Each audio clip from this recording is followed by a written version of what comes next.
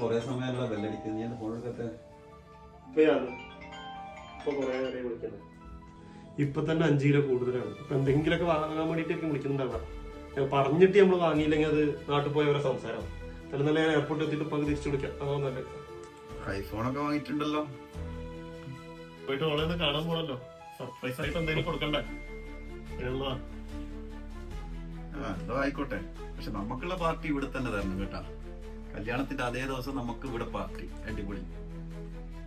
അതൊക്കെ സെറ്റാക്കാം. 1 മാസം ലീവല്ലേ ഉള്ളൂ.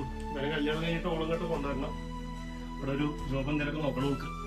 കല്യാണത്തിന് ഇപ്പൊ എത്ര പൊട്ടുമെന്ന് അറിയില്ല. ഇപ്പൊ തന്നെ കാലിയായി. നാട്ടിലുള്ളവര് എല്ലാവർക്കും ഡ്രസ്സൊക്കെ എടുത്ത് കൂട്ടുകാരൊക്കെ ഇപ്പൊ ഡ്രസ് കോഡ് ആക്കുന്നൊക്കെ പറയുന്നുണ്ട്. എന്താവുന്ന അറിയില്ല. അമ്മമാര് കൊളാക്കുമെന്നാവേ.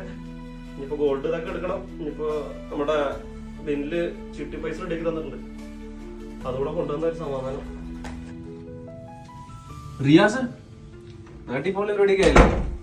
ആ കുറി പൈസ എങ്ങോട്ടാ നീ വന്നു? എന്റെ വണ്ടി വരാനായി. നീ വരില്ലാതെ കരുതിയത്. പാസ്പോർട്ട് ടിക്കറ്റ് എടുത്ത് വെച്ചിട്ടില്ലേ?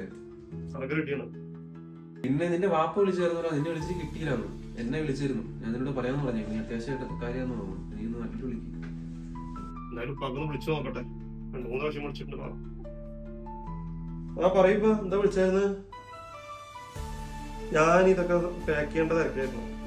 അതാണ് വെയിറ്റ് കുറച്ച് കൂടുതലാണ്. ഇനി എയർപോർട്ടിൽ അതിന് കളയേണ്ടി വരുമെന്ന് അറിയില്ല. നോക്കട്ടെ, കളയേണ്ടി വരുവാണെങ്കിൽ ചോക്ലേറ്റ് എന്തെങ്കിലും എടുത്ത് കളയണം. എന്താ പറ്റിപ്പാ?